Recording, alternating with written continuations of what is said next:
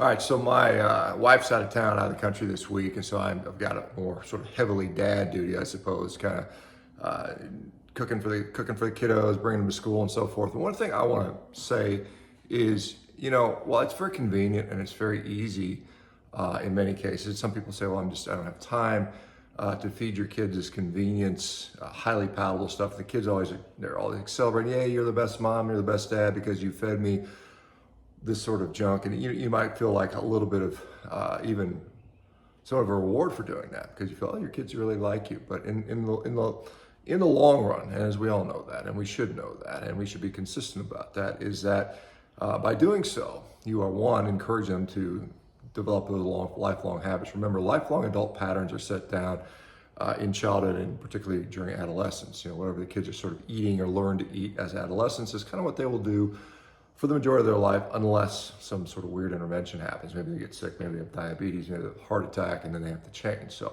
you want to set those patterns very early on. And there's not more love when you feed kids crap that they like. I know they associate grandma fed me cookies or my mom baked the best whatever, or always let me have, this sort of junk food. And some people mistake that for love, but it's not really loving your child. Loving your child is saying, hey, look, I care about you. I care about what you put in your mouth. I care about how it affects your development, how it affects your brain, how it affects your mental health. And it does. It certainly does. And my kids all know that.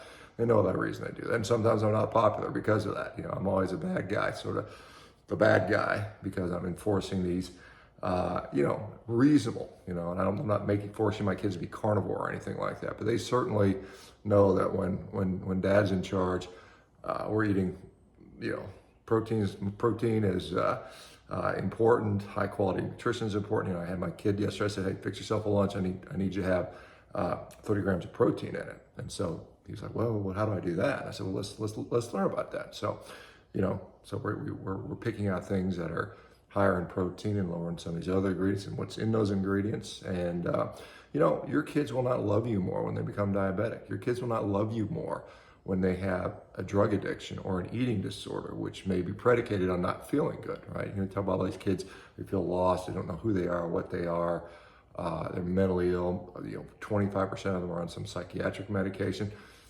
A lot of that, arguably a maybe majority component of that is probably related to poor nutrition.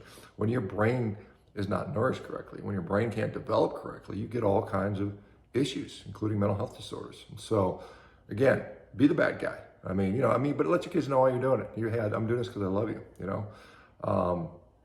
There you go. That's all I wanted to share today. All right, you guys have a great morning. We'll talk to you later.